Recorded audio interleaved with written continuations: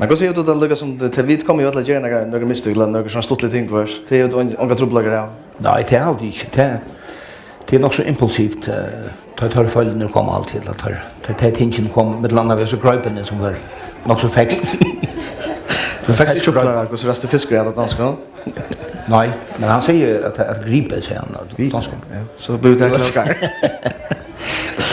Men det är nu hur det vill drömma i 3-2 jag kommer från Nekvar. Hur det vill att välja här så utåt vakna i sån många.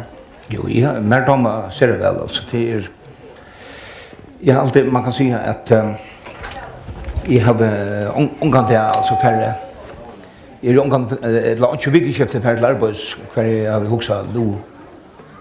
Jag tror mig inte där eller jag tror mig inte kväll eller imorgon.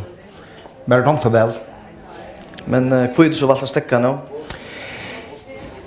Ja, alltså det var så att fotografen jag var nere i själva vi hade ett uppskott till löslarna programlöslarna om en sändning flatt och fräckna och hon blev så mycket väl mottagen att ja, vi står på gång.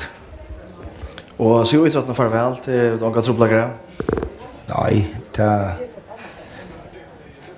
som är damer framme så väl utdrag. För att klara hålla det väck. Ja, det är en god spår. Jo, ja. Det rockar vi men alltså man fälls ju väl vi och det är utdrag är till allt stolt av oss utdrag till är näck. Alltså det är väl positivt alltså till näck lär folk man möter näck från jävligt folk och till hållet allt själv.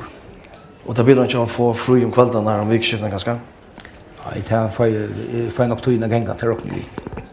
Men det låter sen det där när för att så gärna först. Det blir 12 mars.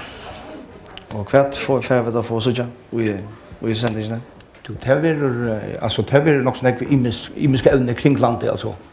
Ämnen som man kan säga är inte mer lokal alltså hur ska man säga inte de har kanske inte den landspolitiska tydningen men för det folket av stämmen har det sån tydning.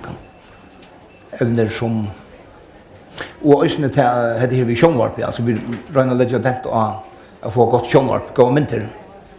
Och släppte du att göra det som du tog bäst nu att fara ut med folk och ut av bygd.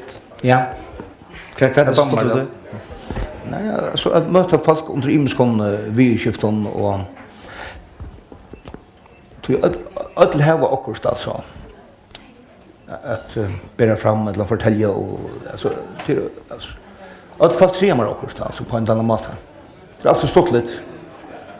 Det är väldigt ja och det skolan och de är otroliga go-tourer och en av de bästa turerna jag varit alltid.